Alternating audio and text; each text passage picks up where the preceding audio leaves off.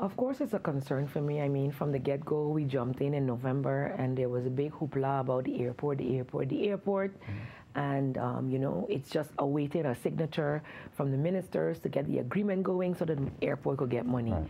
Lo and behold, it only secured the $5 million that the bondholders had, you know, secured, and not the rest of the funds which they had received from the insurance, as well as the funds that had been promised from the trust fund and the EIB loan.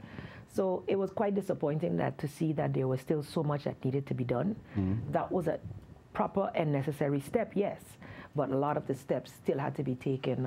And this past week, the corporate governance conditions that had been set and agreed upon by the former government and the Netherlands are now met.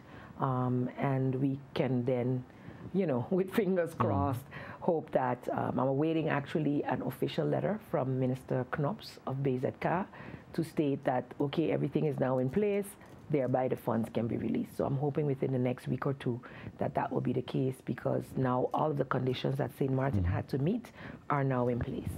But for the rest of the projects, the actual procedures to secure funding to get the assessments done, this is how World Bank operates.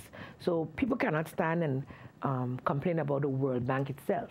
It is more so the entities that chose to use the World Bank as a conduit for our funds. And so these were some of the discussions we had back in the Netherlands, the Minister of Finance and myself, with our colleagues in the Netherlands, in terms of really looking at what is best in terms of moving forward. What has already been committed has been committed, but there is still another 200+ million to be committed, and we are really imploring that it goes through a different construct. Did they agree to do that? Well, that hasn't been finalized yet. Those discussions still are ongoing. But again, for them, they are feeling like St. Maarten are not living up. St. Maarten has not been living up to agreements made, not in a timely fashion at least. And we were able to prove that it is difficult as a small, tiny island to live up to agreements that require funds when funds are being withheld.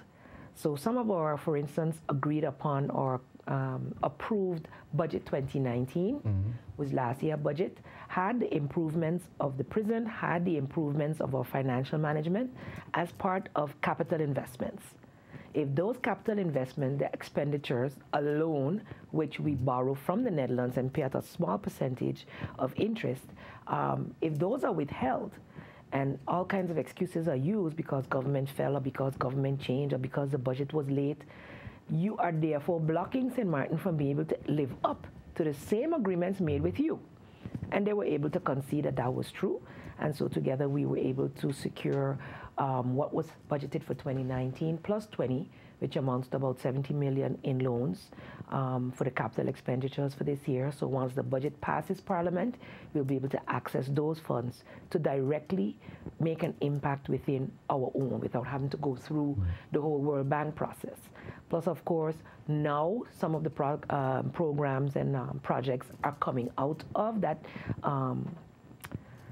let's call it trust fund, because the process now has been just over 2 years, and a World Bank process takes anywhere from 15 months, 18 months to 24 months. So it is more or less, according to them, a normal process, that how long it has taken up until now. So that is not emergency. So thank God for the resilience of the St. Maarten people and the businesses that had insurance. They've been able to build back. But those big capital expenditures still require big money. And that's still going to take quite some time. Yeah, quite some time. We will see some projects starting, the roof repair finally, and the school project has started, but it's also been stagnated due to some situation with a local contractor. So, you know, that's also a zonde, you know, sad that you actually get a project going and then it's not going as it should. So those are things that we're evaluating, reevaluating, and trying to move forward quickly in the interest of the St. Maarten people.